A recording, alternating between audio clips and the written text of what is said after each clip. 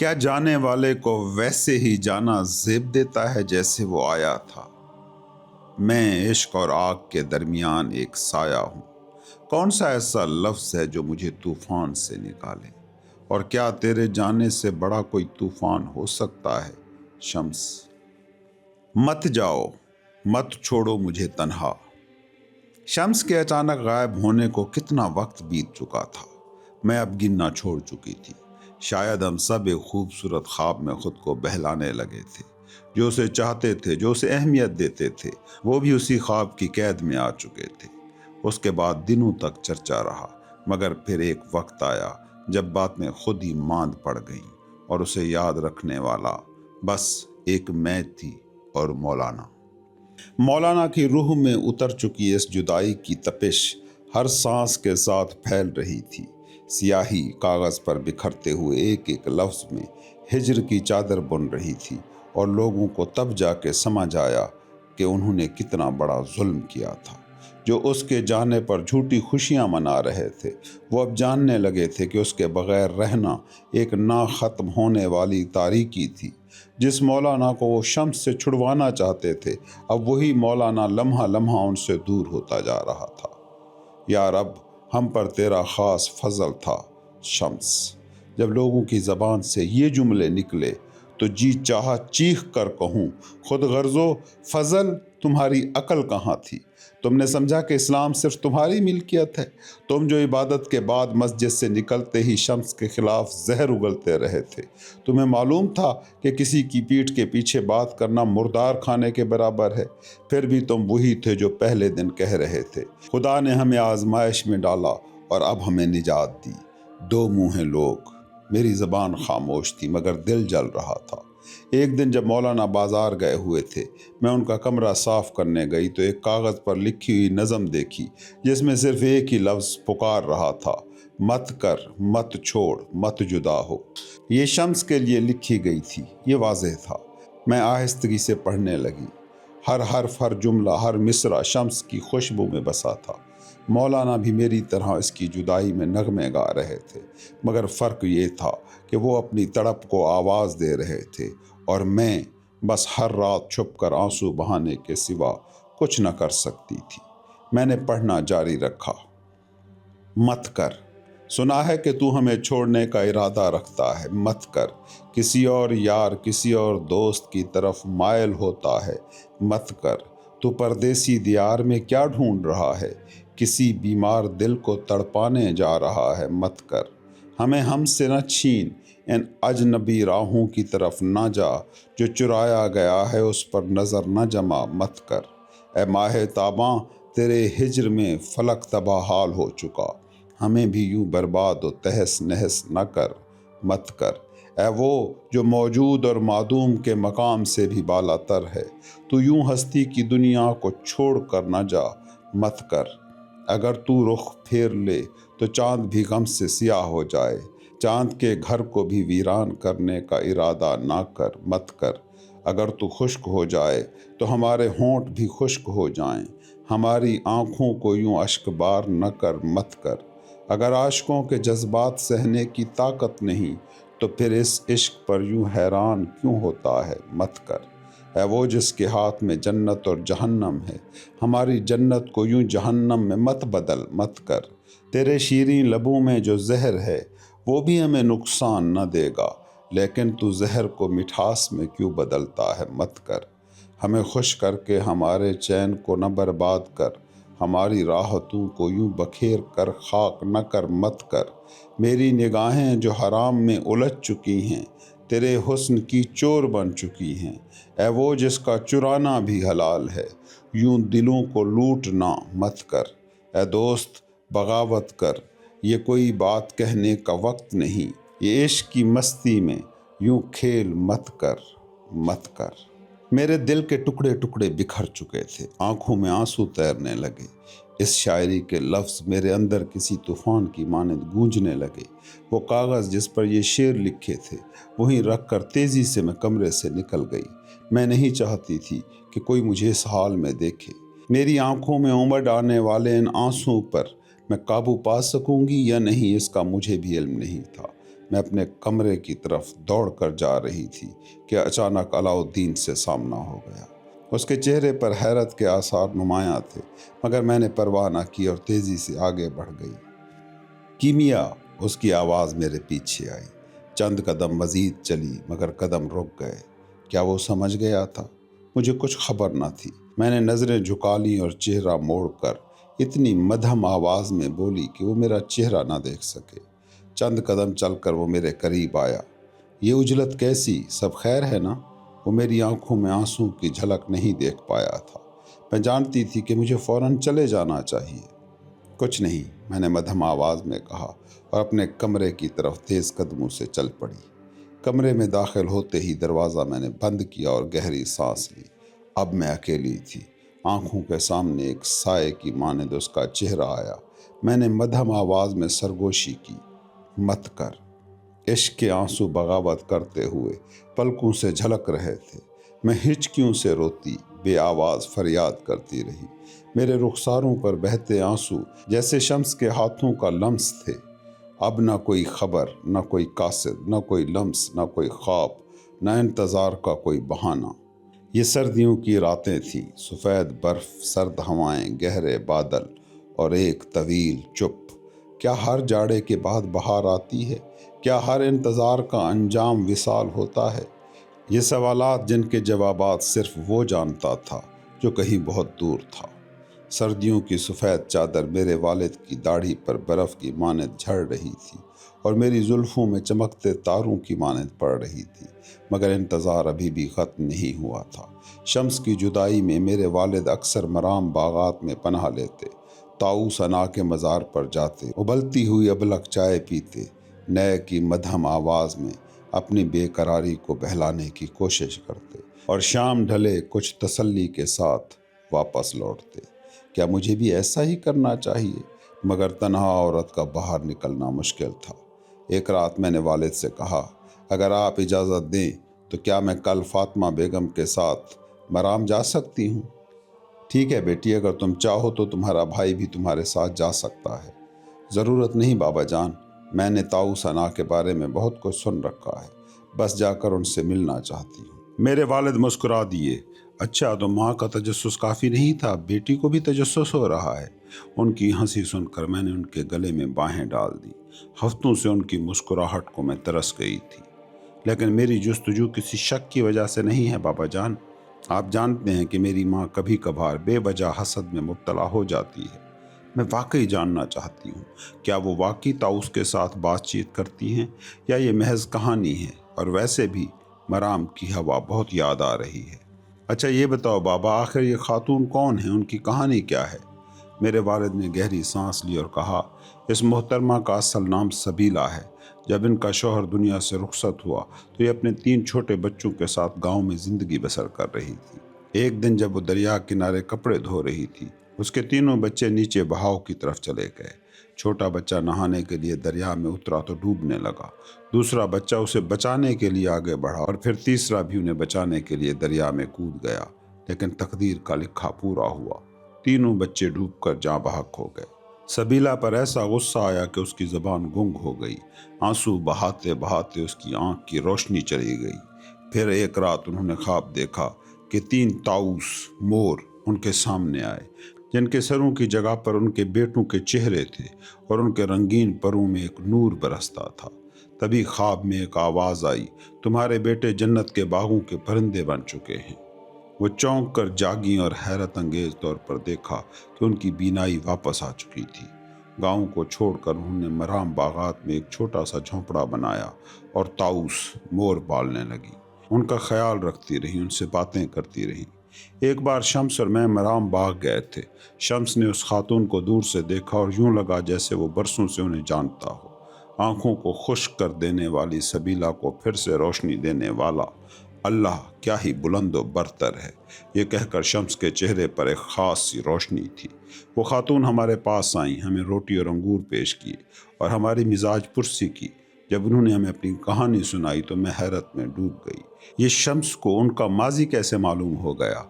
میں نے اس کی آنکھوں میں جھانکا جیسے سوال کرنا چاہ رہی تھی، مگر وہ مسکرا کر بولے، خاموش، سوال نہ کر، मेरे दिल की आंख को मत थका। और बस तब से लोग उन्हें जंगी ताऊसना कहने लगे। वो हक की सच्ची तालिबा हैं, कुरान की तिलावत ऐसी करती हैं कि मोर झूमने लगते हैं। मेरी तरफ से सलाम कहना और उनसे दुआ करवाना, ख़ास तौर पर ये कि वो हमारे शम्स तब्रेज़ी की वापसी के लिए इल्तजा करें। रात के क़याम में क़यामतों को ठंडा कर रही हूँ। ए महबूब, अगर कोई तुझसे मेरा हाल पूछे तो कह देना मैं उसे नहीं जानता। क्या ज़रूरी है मुझे जानना? मान लो मैं तो बस तेरे राज की असीर हूँ। इश्क के मुसाफिर रात को इसीलिए ज़्यादा पसंद करते हैं क्योंकि रात अल्लाह से विसाल का वक्त है, दिन दुनिया की मसरूफियत है। रात मोहब्बत के मुसाफिरों के लिए तौहीद है। रात में तू अपने अदम को महसूस करता है और अदम के अंधेरे में ही तू अपने वजूद को जान पाता है। रात तहज्जुद है, रात क़याम है, रात कुन फ़यकून की हकीकत है। रात बंदे के लिए दुनियावी लिबास उतार कर मेराज का लम्हा है। रात कदर है, रात इश्क में मस्त होकर चलने का वक्त है। छोटी थी जब बाबा के साथ सोना बहुत अच्छा लगता था। ये सिर्फ उसकी कमी की वजह से ना था, बल्कि वो वाहिद जगह थी जहाँ मुझे सुकून मिलता था। सख्ती से मैं लिपट जाती, उसके गालों को सूंघती और यूं ही सो जाती। मेरी माँ हमेशा कहती, ये लड़कियां बाप से इतना क्यों चिमटती हैं। बाबा का प्यार बेकिनार था। जब बाबा रुखसत हुए, मैंने वही मोहब्बत, वही सुकून मौलाना के लफ्ज़ों में, उनकी आंखों में पाया। मैं जवान हो रही थी और जवान दिल को सिर्फ मोहब्बत काफ़ी नहीं होती। फिर तुम आए और मैंने इश्क दरियाफ्त किया। कुछ दिल इश्क को फ़ौरन पहचान लेते हैं, कुछ लोग महबूब बनने के लिए ही पैदा होते हैं। मैंने तुम्हें चाहा, तुम में पनाह ली, तुम्हें अपना सब कुछ मान लिया। लेकिन कहो, क्या मैं तुम्हारे लिए इतनी मोहब्बत से भरी थी कि महबूब बनने के काबिल भी न रही? कौन हूँ मैं? अपनी पीठ पर मौत की चादर लपेटे, अपनी तन्हाई, अपनी सच्चाई, अपनी अजियत में लिपटी तुम्हारा इंतज़ार करती। क्या ये कोई जुर्म है?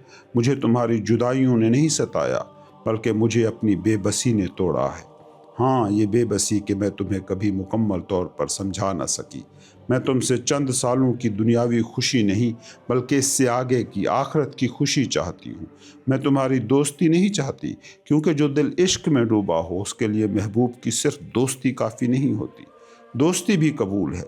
ये वो जुमला है जो सिर्फ वही कहते हैं जो इश्क को नहीं जानते।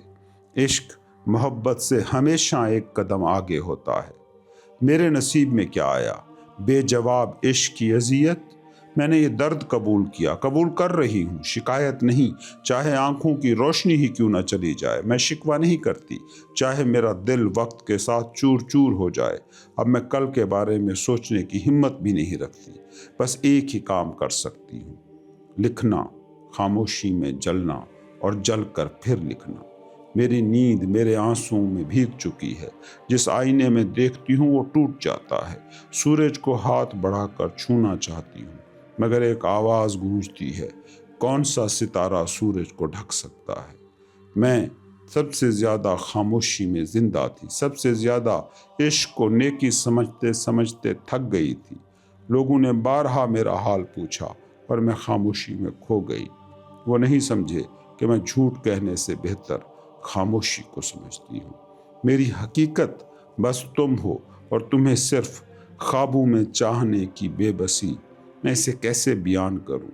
कभी इश्क के आंसुओं में डूब ना जाऊं। हर औरत अपने अंदर एक दीवाना बच्चा परवान चढ़ाती है, एक मासूम बच्चा, इश्क का बच्चा। ये माँ बनने का जौहर, दुनिया की मिठास, बेगुनाह, पाकीज़ा। मैं भी एक औरत हूँ, मैं भी एक इंसान हूँ। मेरी भी खुशियाँ थी, मेरे भी दुख थे। मैंने ज़्यादा कुछ नहीं मांगा, बस थोड़ी सी मोहब्बत मांगी, घोंट घोंट पीकर अमर होने के लिए। मैंने नामुमकिन को चाहा। क्या कभी सहरा में भी गुलाब खिलता है? मैं वही थी। मेरे अंदर का वो मासूम बच्चा सितारों के साथ खेलते हुए बस एक मुट्ठी उम्मीद चाहता था। मेरी नींदें किसी डरावने ख्वाब से टूट ना जाएं, बस यही चाहा था। मैं अपनी ज़ात लेकर आई थी तेरे पास, अपनी कांपती हुई हथेलियाँ, इलाही मोहब्बत की जुस्तजू में तेरे दिल की सल्तनत में कदम रखना चाहती थी। ये एक आजमाइश थी जिसका आगाज़ भी दुख था और अंजाम भी दुख, लेकिन मैंने इस आजमाइश को भी चाहा था। کیا عشق کی راہ میں اذیت محبت کے نازک پھولوں کی خوشبو نہیں ہوتی؟ میں ننگے پاؤں رات کو تیرے راستے پر چلتی رہی، میں جلتی رہی تیرے لیے، تاکہ میرے اندر کی ہر چیز راکھ ہو جائے اور تقدیر میری خاک کو بکھیر دے، میرے آنسو خشک کر دے قیامت تک، میرے درد کو ختم کر دے ہمیشہ کے لیے۔ ایک ہلکی بہار کی رات تھی اور میں اسی کی طرح ہلکے سکون میں تھی۔ عشاء کی نماز کے بعد کچھ دیر آرام کیا، پھر کچھ تازہ ہوا لینے کے لیے باہر نکلی۔ خانقاہ کے صحن میں اگلے دن کی تیاری شروع تھی۔ دروازے سے میں ایک سایہ بن کر نکل گئی۔ کسی نے نہ دیکھا کہ میں صحن میں اتری، نہ یہ کہ میں باہر نکل گئی۔ کبھی کبھی تنہائی کی رات میں یوں خود کو اکیلا پانا مجھے یوں محسوس ہوتا تھا جیسے میں صرف اپنے خالق کے ساتھ ہوں۔ سر جھکائے آگے بڑھتی رہی۔ کبھی کبھی تنہائی کتنی حسین ہوتی ہے۔ اگر میرے ساتھ کوئی دھیان رکھنے کے لیے درویش ہوتا یا پھر علاؤالدین، میں سکون ڈھونڈنے کی بجائے اس کی اکثر بے مقصد باتیں سننے پر مجبور رہتی، جو بعض اوقات ناقابل برداشت ہو جاتا تھا۔ سچ میں علاؤالدین کا برتاؤ عجیب تھا۔ اس کی نظریں، مجھ سے باتیں، میری طرف رویہ، سب کچھ پہلے جیسا نہیں تھا۔ یوں لگتا تھا جیسے اس کے دل میں کوئی بوجھ تھا، کوئی ایسا دکھ جو صرف مجھ سے کہا جا سکتا تھا، مگر وہ کہنے سے ہچکچا رہا تھا۔ وہ بدل چکا تھا۔ یہ وہ علاؤالدین نہیں تھا جسے میں جانتی تھی۔ ہاں، وہی علاؤالدین جو ہمیشہ مجھے بھائیوں جیسا پیار دیتا، اپنے دکھ درد بانٹتا، کبھی کبھار مجھ سے مشورہ لیتا۔ اب وہ کہیں کھو گیا تھا، جانے کہاں چلا گیا وہ۔ اب جو سامنے تھا وہ ایک اجنبی تھا، جس کی عادات، جس کا لہجہ، جس کی باتیں سب بدلے ہوئے تھے۔ دیکھو علاؤالدین، میں تو بس تنہا رہنا چاہتی تھی۔ اس کے نہ ہوتے ہوئے بھی اس کا خیال کسی نہ کسی طرح میرے ذہن میں داخل ہو جاتا تھا۔ چلتے چلتے اچانک میں نے محسوس کیا کہ میں قبرستان پہنچ چکی ہوں۔ یہاں کیا کر رہی ہوں؟ میرے قدم بے اختیار مجھے یہاں کیوں لے آئے؟ ہاتھ دیوار پر رکھا تو پتھر کی ٹھنڈک کی جگہ رات کی نرمی جیسی ایک حرارت محسوس ہوئی۔ یوں لگا جیسے وہ گرمی میرے ہاتھوں سے میرے پورے جسم میں پھیل گئی ہو۔ میں آہستہ آہستہ قبرستان کے دروازے تک گئی اور جیسے ہی اندر قدم رکھا، ایسے لگا جیسے کسی اور ہی دنیا میں داخل ہو گئی ہوں۔ دروازے کے پاس دائیں طرف کھڑے اکاسیا کے درخت کی خوشبو نے مجھے خوش آمدید کہا۔ میں نے ہاتھ بڑھا کر ایک تازہ کھلا ہوا پھول توڑا اور مٹھی میں لے لیا، گہری سانس لی اور وہ خوشبو جی بھر کر اپنے اندر اتار لی۔ میری یادوں میں میرے والد کا عکس ابھر آیا۔ اللہ ان کی قبر کو نور سے بھر دے۔ ان کی زندگی میں ہی مجھے ہدایت نصیب ہو گئی تھی اور اسی راہ پر انہوں نے میرا ہاتھ تھاما تھا۔ انہوں نے مجھے اور میری ماں کو اسلام کی روشنی سے آشنا کیا، ایمان کو دل کی گہرائیوں میں بن دیا۔ وہ جو غیر مسلموں سے بھی محبت اور نرمی سے پیش آتا، ہمیشہ مسکراتا رہتا، میرے اصل والد، میری روشنی کا مینار۔ پھول کو ایک بار پھر سونگھا اور نظریں آسمان کی طرف اٹھا دی۔ رات کی چادر پر ہلکی مدھم چاندنی پھیلی ہوئی تھی۔ قبر کے سفید کتبے رات میں ایک عجیب سی حرارت پیدا کر رہے تھے۔ اندھیرا بکھر کر گھروں کے درمیان سائے ڈال چکا تھا۔ دنیا میں بہت سے لوگ قبروں سے ڈرتے ہیں، مگر میرے لیے یہ زندگی کی حقیقت کا سب سے بڑا سبق تھا۔ جو سمجھنے لگے ان کے لیے قبرستان سب سے بڑی درس گاہ ہے۔ مردے نہیں بولتے، مگر زندہ لوگ ان کی خاموشی سے زندگی کا راز جان سکتے ہیں۔ اگر کوئی قبر دیکھ کر اپنی فانی زندگی کو نہ سمجھ پائے اور اس دھرتی کو ہمیشہ کے لیے اپنا سمجھنے لگے، وہ سخت دھوکے میں ہے۔ میں جھکی اور مٹی کی ایک مٹھی بھر لی۔ یہی تو تھا میرا وجود۔ کیا اللہ نے ہمیں اس مٹی سے نہیں بنایا؟ یہ مٹی جو بے جان تھی، پھر گیلی کی گئی، پھر ایک شکل دی گئی اور پھر اس میں اللہ کی روح پھونکی گئی۔ پھر کیا تھا ہمارا غرور؟ یہ دنیا، یہ زندگی، سب اسی مٹی میں لوٹ جانا تھا۔ یہ جسم، یہ سانس، یہ حیات، سب کچھ اسی کا تھا۔ وہی تو تھا جس نے کہا تھا ہو جا اور ہم ہو گئے۔ یہی مٹھی بھر مٹی جو ایک قطرہ خون کی لوتھڑی میں ڈھل گئی۔ پھر اللہ نے کہا ہو جا اور ہم وجود میں آ گئے۔ تو پھر موت سے خوف کیسا؟ موت پر رنج کیسا؟ جب وہی خالق جس نے ہمیں اپنے حکم سے تخلیق کیا اپنی دی ہوئی چیز کو واپس لے لے گا تو افسوس اور ڈر کیا؟ یہی تو مٹی ہے جس سے ہم بنے اور اسی میں ہمیں لوٹ کر جانا تھا۔ اور روح، وہ تو پہلے ہی اس کا عطا کردہ ایک پاکیزہ لمحہ تھی، اس کی پھونک تھی، اس کا امر تھا۔ ہم اسی سے آئے اور اسی کی طرف لوٹنے والے تھے۔ کسی درویش نے کہا تھا زندگی کیا ہے یہ جاننے کے لیے مردوں سے سوال کرو، اور وہ سچ کہتا تھا۔ اصل زندگی تو یہیں سے، قبر سے شروع ہوتی ہے، ہمیشہ کے لیے اللہ کے حضور اور پیغمبر کے سائے میں دیر تک قبرستان میں بیٹھی رہی، وقت گزرنے کا احساس نہ ہوا۔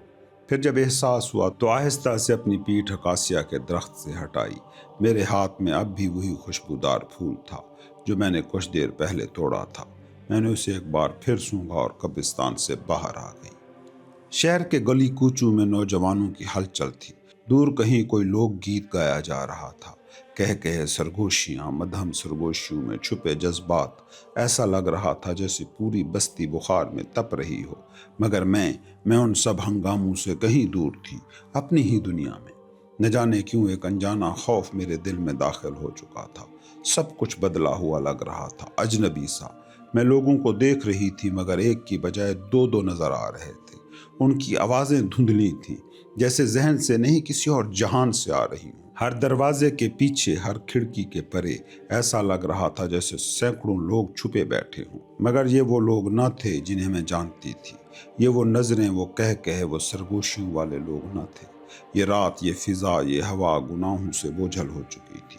چاندنی جو چھتوں پر دودھ کی طرح بہا کرتی تھی، آج جیسے سیاہ سایوں میں بدل چکی تھی۔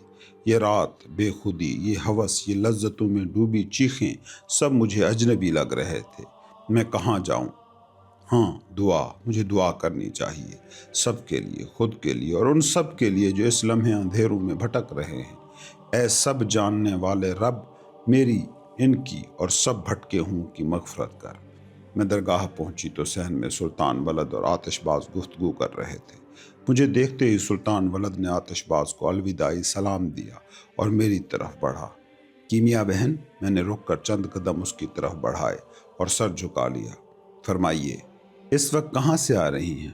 ذرا باہر چلی گئی تھی کچھ دیر کے لیے۔ تم جانتی ہو اس وقت باہر جانا مناسب نہیں۔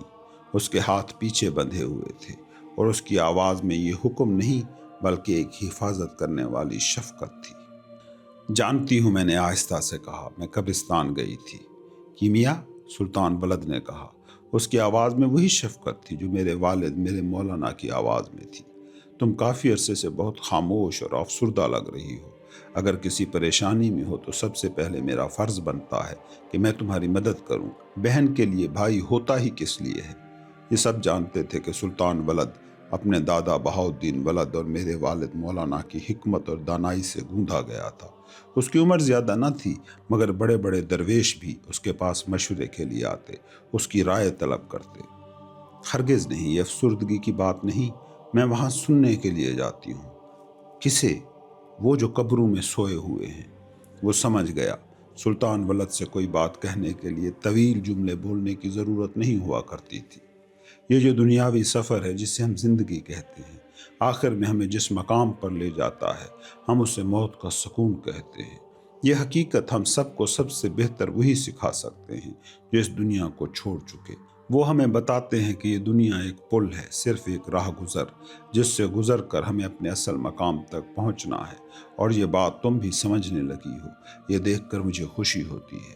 میں سر جھکا کر مسکرا دی۔ اب میں اپنے کمرے میں جانا چاہتی تھی، اپنا وقت قرآن میں گزارنا چاہتی تھی۔ میرے کمرے میں پہنچتے ہی میرا پہلا کام وضو کرنا تھا۔ پھر میں نے موم بتی جلائی اور اسے کھڑکی کے کنارے رکھ دیا۔